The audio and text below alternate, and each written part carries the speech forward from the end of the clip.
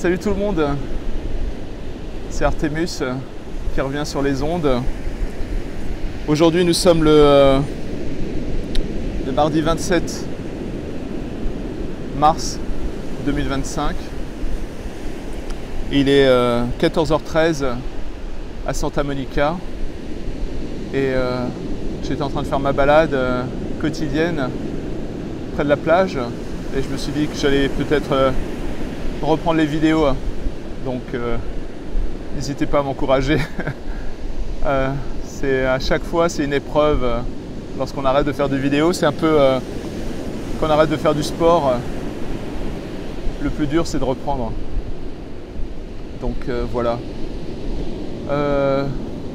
J'ai été inspiré il y a quelques jours, j'ai eu une interview fleuve grâce à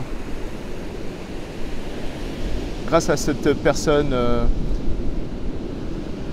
Nicolas Perret, et qui a une chaîne sur la technologie, le jeu vidéo et l'innovation. Et donc il m'a offert cette opportunité il y a quelques jours de passer en revue ma vie et plus particulièrement ma carrière. Et donc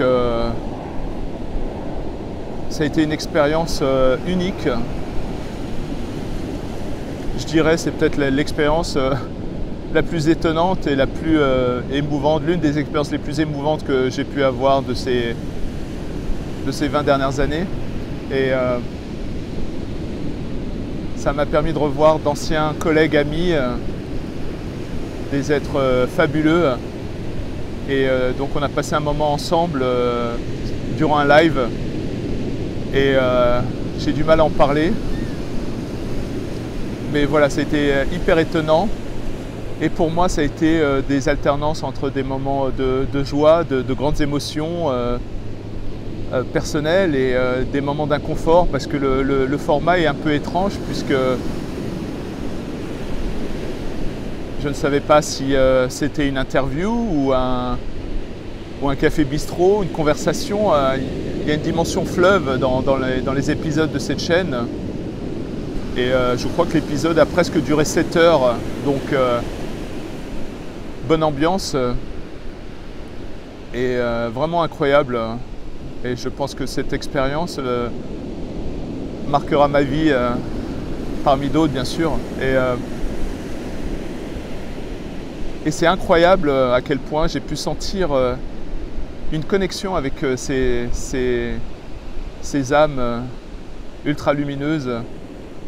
J'ai senti de l'amour, de la tendresse, de la bienveillance. Et quand ça vient d'un seul coup, c'est assez étonnant. Il y a un côté vraiment presque, j'allais dire presque divin, puisque avoir autant de bonheur, de connexion au même moment, c'est tellement rare. Et donc voilà, donc je partagerai le lien en bas de cette vidéo si vous voulez voir quelques extraits. Je ne suis pas sûr que beaucoup de gens ont envie de se farcir les 7 heures, mais il y a eu beaucoup de conversations hyper intéressantes. Il faut savoir que toutes les personnes qui étaient présentes, ce sont des personnes que je respecte et qui ont une extrêmement brillant et une grande intelligence, aussi bien intellectuelle que émotionnelle, une forme de délicatesse rare. Et bref, j'étais heureux. Donc je salue l'opportunité qui m'a été offerte par Nicolas Perret. Donc voilà, et puis maintenant je voulais vous annoncer que je vais essayer de refaire des vidéos un peu plus régulièrement. J'ai été absent depuis, je crois, décembre, et pendant ce temps-là, j'ai pas arrêté de réfléchir, de lire, de vivre un certain nombre d'expériences de vie et de découvrir énormément de choses fabuleuses. Et j'essaierai de les décrire dans les prochains épisodes en prenant chaque point et en essayant d'aller un peu en profondeur. Mais donc l'épisode d'aujourd'hui, c'est plus pour vous dire vous faire un coucou, vous dire que je vous ai pas oublié et qu'il m'arrive parfois avoir des moments où j'embrasse la solitude.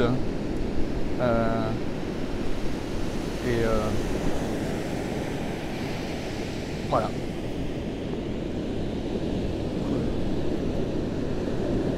Donc voilà, ça me fait plaisir en tout cas de vous imaginer de l'autre côté et j'ai l'impression de parler à des amis de l'autre bout du monde et ça me fait un peu de baume au cœur.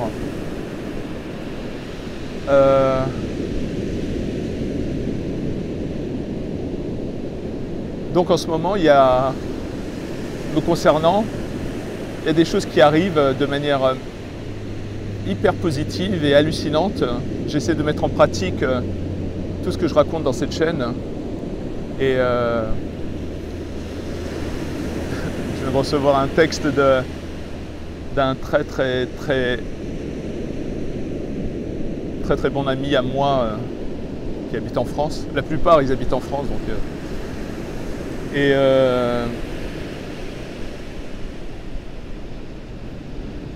et donc, tout ce que j'ai pu raconter durant ces épisodes font partie d'une forme d'exploration de ma part ou une forme d'errance qui est nécessaire et donc j'ai fait un certain nombre de découvertes que j'essaie d'appliquer. J'ai l'impression de faire un petit peu mon inspecteur. Je fais une enquête sur moi-même, qui je suis, en espérant d'atteindre la lumière qui est en moi. Et j'avais cette réflexion dernièrement sur la notion d'errance. Lorsqu'on parle d'errance, il y a cette dimension péjorative.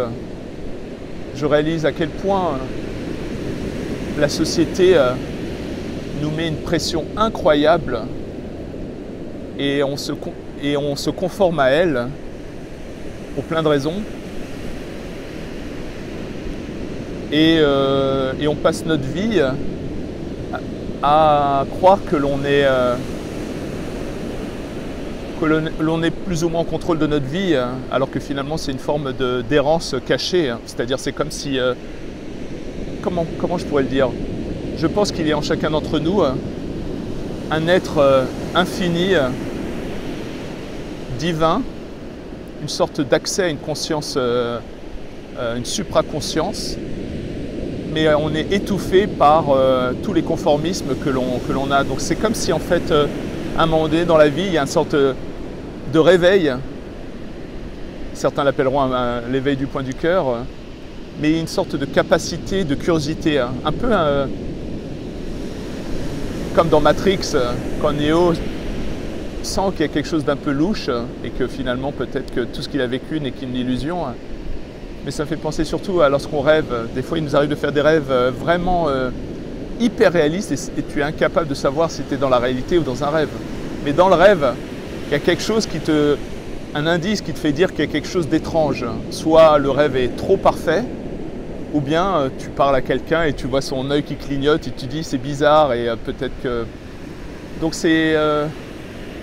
Donc à un moment donné, je pense que la beauté de cette vie, c'est d'accepter l'errance, c'est-à-dire à un moment donné dans la vie, on a une lumière qui s'allume et on retrouve une sorte de capacité, une curiosité, une recherche de quelque chose. C'est comme si à un moment donné, tu te retrouves dans un état de flow pour comprendre d'où tu viens. Et j'en parlerai dans d'autres vidéos. Il y a cette phrase, il y a quelques mois, qui m'a traumatisé de la part de Carl Jung, dans le bon sens, où dans une de ses interviews, il dit, et je pense qu'il a raison, il dit dans cette vie, la plupart d'entre nous traverseront nos vies sans savoir qui nous sommes. Et là, ça m'a donné un coup de massue. Et donc, et j'ai compris qu'il y avait quelque chose à découvrir et qui ne peut pas être juste de l'ordre de l'intellect. Et donc, et j'ai commencé à comprendre qu'en fait, la plupart d'entre nous, on a été conçus, on arrive dans cette vie et on est obligé de se conformer très rapidement pour survivre, pour limiter les questions gênantes, dont celle du sens de la vie. Et donc on se retrouve à grandir comme, entre guillemets, des normaux pensants ou des normistes parce que on étouffe l'être authentique que nous sommes. J'ai l'impression qu'on avance dans cette vie et qu'on est le 0,1% de réellement qui nous sommes. Et pire encore, c'est même pas un aspect linéaire, c'est qu'on est... il y a un être cosmique en nous, surpuissant, qui ne demande qu'à être éveillé. Et on est à côté, décalé complètement dans une autre dimension, où en fait, en gros, on accepte, je pense que c'est même pas un lavage de cerveau lié à la société, je pense qu'on est, c'est presque lié à des instincts matériels de peur. C'est comme si dans la vie, il n'y avait que deux axes, l'amour et la peur. Tout le reste, c'est des déclinaisons de ces deux choses. Et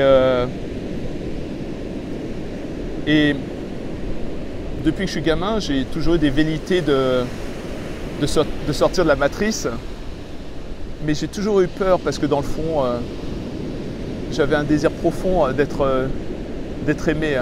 Donc j'ai accepté j'ai cru que le sens de la vie, c'était d'être aimé par mes semblables et de trouver des moyens de permettre cet amour des autres. Il m'aura fallu longtemps pour comprendre que ce que je recherchais au fond de moi, c'était une forme d'activation pour me permettre à moi d'être à l'aise dans mon amour d'autrui.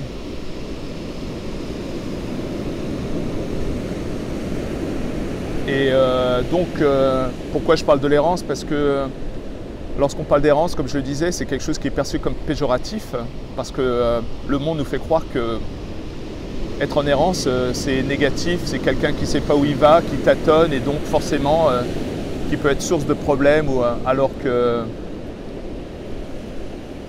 Et ça, je pense que c'est lié à un endoctrinement sociétal qui nous fait croire que tu es en errance, donc ça veut dire que tu es perdu.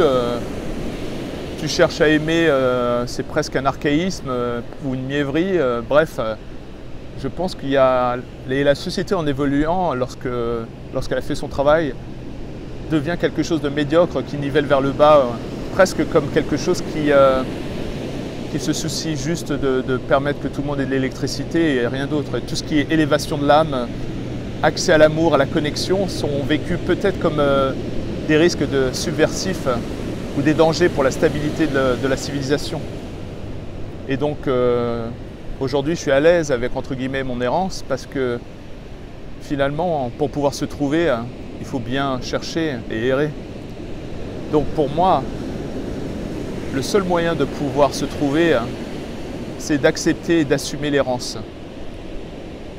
Et de manière préférable une errance intentionnelle, être dans la recherche et gratter un petit peu le vernis et trouver des moyens d'accéder à cette lumière infinie en acceptant l'inconfortable, en faisant des recherches, en prenant des risques